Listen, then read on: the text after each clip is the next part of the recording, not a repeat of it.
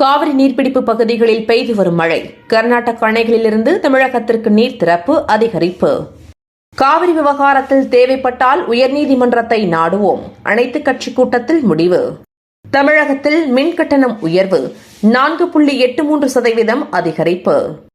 மின் கட்டண உயர்வை எதிர்த்து ஜூலை 19 பாமக போராட்டம். ராமதாஸ் அறிவிப்பு. 2 ஆண்டுகளுக்கு முன்பு சொன்ன அதே பொய்யை மீண்டும் சொல்கிறது திமுக அரசு. பாஜகவின் மாநில தலைவர் அண்ணாமலை சாடல். மின் கட்டண உயர்வு தமிழக மக்களுக்கு திமுக அரசு செய்யும் துரோகம்.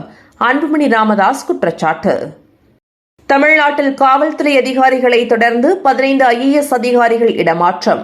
தமிழ்நாடு அரசு உத்தரவு. முன்னாள் அமைச்சர் செந்தில் பாலாஜியின் நீதிமன்ற காவல் 47வது முறையாக நீட்டிப்பு. மு.க. ஸ்டாலின் காலை உணவு திட்டம் என்று பெயர் சூட்ட வேண்டும். அமைச்சர் அன்பில் மகேஷ் கோரிக்கை. சென்னை உயர்நீதிமன்றத்தின் பொறுப்பு தலைமை நீதிபதியாக கிருஷ்ணகுமார் நியமனம். குடியரசுத் தலைவர் உத்தரவு. அனைத்துலக முத்தமிழ் முருகன் மாநாடு 2024 பங்கேற்க விரும்புவோர் பதிவு செய்வதற்கான கால அவகாசம் ஆகஸ்ட் 15 வரை நீட்டிப்பு. காங்கிரஸ் எப்போதுமே பிற்படுத்தப்பட்டோர் வகுப்பினர்களுக்கு எதிரானது. மத்திய அமைச்சர் அமித்ஷா விமர்சனம். ஜம்மு காஷ்மீரில் தீவிரவாதிகள் நடத்திய துப்பாக்கிச்சூடு. 4 ராணுவ வீரர்கள் வீரமரணம். பயங்கரவாதத்தை ஒழிக்க பாதுகாப்பு படை வீரர்கள் உறுதி பூண்டுள்ளனர்.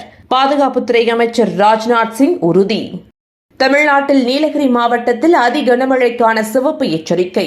சென்னை வானிலை ஆய்வு மையம் தகவல். தினந்தோறும் காலை தலைப்புச் செய்திகளை உடனுக்குடன் தெரிந்து கொள்ள வணக்கம் இந்தியா நியூஸுடன் இணைந்திருங்கள்.